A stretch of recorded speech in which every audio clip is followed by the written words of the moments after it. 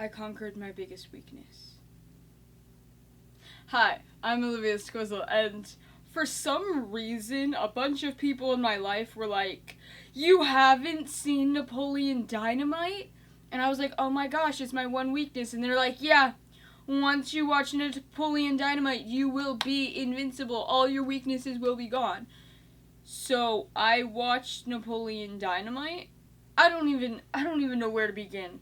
I don't know whether to describe that film as a legendary piece of cinema pushing the boundaries of what film could be, or to describe it as a weird piece of trash.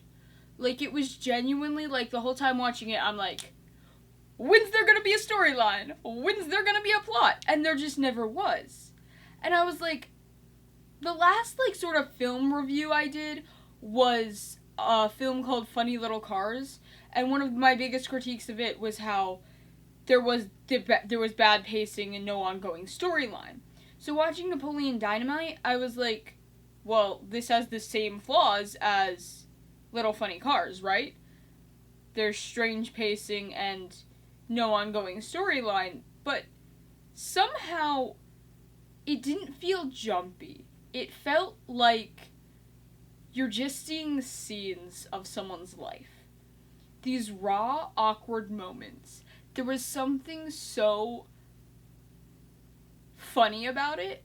Like, watching that movie, I don't even think I got secondhand embarrassment. I was just like, yeah. Like, it was so, like, raw and genuine. Like, it took it to the other extreme a little bit, because normally movies, it's like everything's perfect. It all makes sense. It's all, like, fluid and congruent, and there's never anything like awkward unless it's purposely awkward. Well, this movie, the whole thing was purposely awkward. It felt almost too real in a like terrible sort of way. Like, it just felt so bizarre yet so realistic. It was just, I don't I genuinely don't know if I loved it or hated it. I still haven't come to that conclusion. It just left me feeling like, what on earth was that? It was sort of inspiring in a what can movies be sort of thing. In a what if we break all the rules sort of way.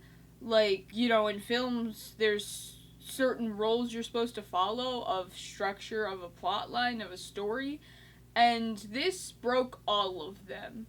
At times I was like, I think I could have filmed this in like an afternoon, cuz the quality's not always the best.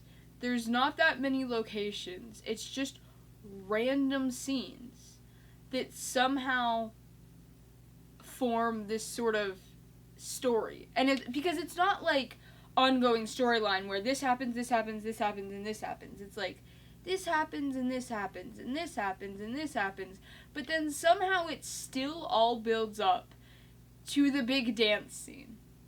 And that scene, something came alive in me. That scene was like I don't even think I'm that cool. Like, the dance scene, I was like, oh my gosh, this is me. And I'm like, no, I couldn't even reach that level.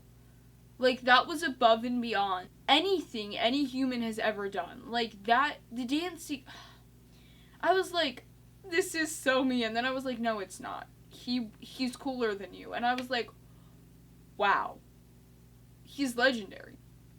I don't understand why Napoleon Dynamite's name was Napoleon Dynamite. I guess it's just for another funny layer of the story. It's just so awkward and funny to see this kid be literally the social outcast. For a good reason, too. He's, like, basically a complete loser, does not know how to function whatsoever. But by the end of the film, even though nothing's changed, everything has changed. Because he's still this weird dork who just got up and danced on, like, what on earth was that? But because he's confident in himself, I guess, now people are starting to like him. Because he's, just doing what he loves. Now people see him. And I don't know, I guess there's something so strangely beautiful about the idea of Napoleon didn't change at all. All he did was find something that made him happy. And when he found something that made him truly come alive, people saw it. And they enjoyed it. They enjoyed seeing the goofy dork loser of the school get up and dance. Not because it was like, what a loser, but because the loser was at least happy. The loser was having more fun than they've ever had in their lives, and it's just something so bizarre. Like, I don't know, that movie left me feeling like so much and so little. Like, I can't even just, like, it's just, what was that? I've watched movies for years and just, oh, this is a good movie, this is whatever. But I've really been starting to watch movies in, like, well, what does the cinematic elements of it, how the camera work, how they tell their story, how they do this, how they do that, because I've been, getting more into creative storytelling, thinking about how films are made, thinking about how structures work and plot lines. And I really enjoyed the movie Guardians of the Galaxy 3. Watching that movie, I was like, this is the kind of film I want to make. This is the kind of storytelling I want to do. I loved how the beats would go from emotional to funny, and it felt like real life. It felt fun and sad and silly and just so much. And then I watched Napoleon Dynamite and I was like, what? Because watching that film, you don't understand anything. It leaves you with this sort of feeling of, okay, and I guess it's just up for the viewer to decide whether they like it or not, because it's like, objectively, maybe it's bad? I don't know. I feel like it's a cult classic in a way. I feel like there's something so endearing about it, something so stupid about it, like it just, no, that movie was just so ridiculous. And it didn't use any fancy visual elements. It didn't use anything big. It just, here's some guys being losers. And for some reason, it's kind of legendary. I don't know. Coming into this video, I didn't know if this was going to be absolutely destroying the movie, bashing it, or if it was going to be praising it, because I'm still confused. Like, I don't know how to feel. I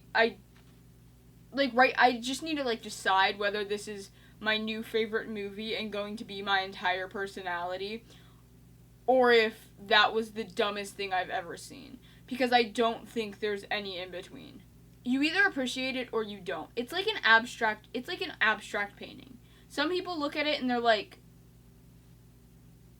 there's nothing there. There's no trees. There's no sunset. There's no houses or people. What is that? And other people look at it and they're like, ooh, weird colors. That's fun. That's how Napoleon Dynamite felt. That is how Napoleon Dynamite felt to me. I guess it's an abstract painting, and I don't know if I like abstract art or not. I'm not quite there yet. But part of me wants to, film something like that, but I feel like nothing could reach that level because Napoleon Dynamite works because it's become a cult classic. There's no other reason it would work. If people didn't like this movie, no one would care about it. If one person didn't decide that this was the coolest thing to ever happen, everyone would hate this movie. But it's just garnered this following of, you know what? I like Napoleon Dynamite because it's weird and it's different and it's quirky and it's silly and it's not what films are supposed to be. But maybe it's what films should be. I don't have a closing statement of whether or not I like this movie. I just wanted to share some thoughts. I want you guys to help me explore what cinema should be. I want you guys to tell me what you think of Napoleon Dynamite. I want you to tell me if, now that I've seen Napoleon Dynamite, if I have conquered every weakness, if I am basically invincible now. I don't understand the hype, but also I am now invincible because I conquered my one weakness, which was not seeing Napoleon Dynamite, because Napoleon Dynamite is such a legendary movie. So, yeah, I think that's all I have to say about whatever that movie is. I aspire to create something as iconic as that. And I guess just as always, enjoy your day.